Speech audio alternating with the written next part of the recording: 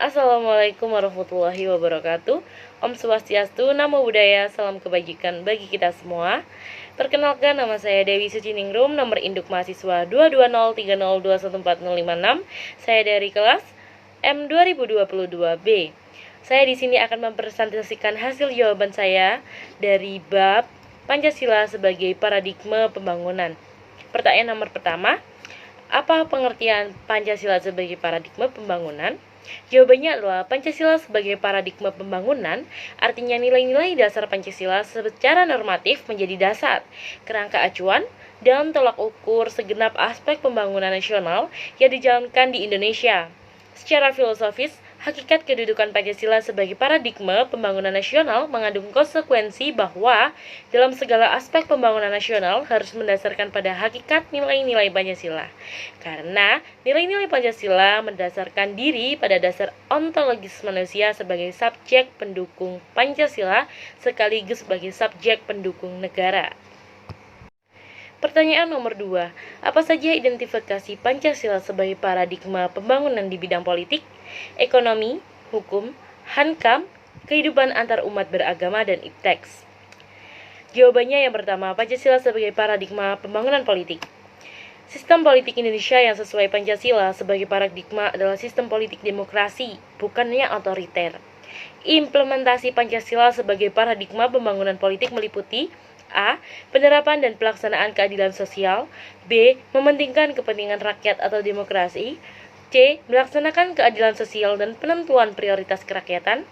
D. Dalam mencapai tujuan keadilan menggunakan pendekatan kemanusiaan yang adil dan beradab. Dan E. Tidak dinilai-nilai keadilan sosial, demokrasi, persatuan, dan kemanusiaan atau keadilan keberadaban tersebut bersumber pada nilai ketuhanan yang Maha Esa. Kedua, Pancasila sebagai paradigma pembangunan ekonomi. Dengan paradigma Pancasila dalam pembangunan ekonomi, maka sistem dan pembangunan ekonomi berpijak pada nilai moral Pancasila. Sistem ekonomi yang berdasarkan Pancasila berbeda dengan sistem ekonomi liberal yang hanya menguntungkan individu tanpa perhatian pada individu lain. Sistem ekonomi harus dikembangkan menjadi sistem dan pembangunan ekonomi yang bertujuan pada kesejahteraan rakyat secara keseluruhan. Sistem ekonomi yang berdasarkan Pancasila adalah sistem ekonomi kerakyatan yang berasas kekeluargaan. Pancasila sebagai paradigma pengembangan ekonomi mengacu pada sila keempat. Pancasila sedangkan pengembangan ekonomi mengacu pada pembangunan sistem ekonomi Indonesia. Langkah strategis sebagai upaya melakukan reformasi ekonomi berbasis ekonomi kerakyatan yang berdasarkan nilai-nilai Pancasila adalah A. Keamanan dan ketahanan pangan dan pengembalian kepercayaan pada masyarakat. B. Program rehabilitasi dan pemulihan ekonomi. Dan yang C. Transformasi struktur untuk memperkuat ekonomi rakyat. Ketiga, Pancasila sebagai paradigma pembangunan bidang hukum. Hukum-hukum yang tertulis maupun tidak tertulis dibentuk, tidak dapat, dan tidak boleh bertentangan dengan sila-sila Pancasila.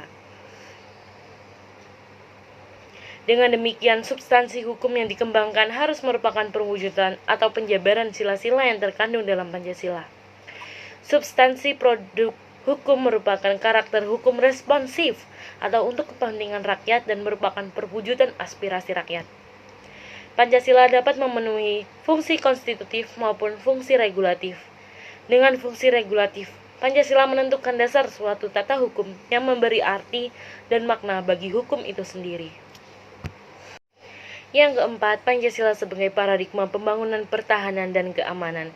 Sistem pembangunan pertahanan dan keamanan Indonesia disebut Sistem Pertahanan dan Keamanan Rakyat Semesta atau SIHAN Kamrata.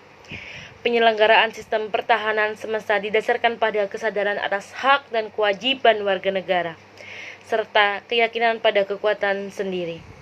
Sistem ini pada dasarnya sesuai dengan nilai-nilai Pancasila, di mana pemerintah dari rakyat atau individu memiliki hak dan kewajiban yang sama dalam masalah pertahanan negara dan bela negara. Pancasila sebagai paradigma pembangunan pertahanan keamanan telah diterima bangsa Indonesia sebagaimana tertuang dalam Undang-Undang Nomor 3 Tahun 2022 tentang Pertahanan Negara. Yang kelima, Pancasila sebagai paradigma pembangunan kehidupan umat beragama. Bangsa Indonesia sejak dulu dikenal sebagai bangsa yang ramah dan santun, bahkan predikat ini menjadi cermin kepribadian bangsa di mata dunia internasional. Paradigma toleransi antar umat beragama guna terciptanya kerukunan umat beragama perspektif Piagam Madinah pada intinya adalah sebagai berikut. A. Semua umat Islam meskipun terdiri dari banyak suku merupakan satu komunitas. B. Hubungan antara sesama anggota komunitas Islam dan antar komunitas Islam dan komunitas lain didasarkan atas prinsip-prinsip meliputi bertetanggaan yang baik, saling membantu dalam menghadapi musuh, bersama membela mereka yang teraniaya, saling menasihati dan menghormati kebebasan beragama. Yang keenam, Pancasila sebagai paradigma pembangunan di bidang iptek. Pengembangan iptek sebagai hasil budaya manusia harus didasarkan pada moral ketuhanan dan kemanusiaan yang adil dan beradab. 1. Sila ketuhanan yang Maha Esa mengkomplementasikan ilmu pengetahuan mencipta keseimbangan antara rasional dan irasional, antar akal, rasa dan kehendak. Berdasarkan sila ini, iptek tidak hanya memikirkan apa yang ditemukan, dibuktikan dan diciptakan, tetapi juga dipertimbangkan maksud dan akibatnya. 2. Sila kemanusiaan yang adil dan beradab memberikan dasar-dasar moralitas bahwa manusia dalam mengembangkan iptek harus bersifat beradab. 3.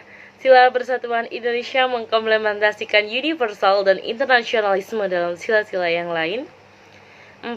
Sila kerakyatan yang dipimpin oleh hikmat kebijaksanaan dalam permusyawaratan perwakilan mendasari perkembangan iptek secara demokratis. Artinya setiap ilmuwan harus memiliki kebebasan untuk mengembangkan iptek, juga harus menghormati dan menghargai kebebasan orang lain. 5. Sila keadilan sosial bagi seluruh rakyat Indonesia mengklamasikan pengembangan iptek haruslah menjaga keseimbangan keadilan dalam kehidupan kemanusiaan. Demikianlah hal yang dapat saya sampaikan. Kurang lebihnya saya mohon maaf. Wassalamualaikum warahmatullahi wabarakatuh.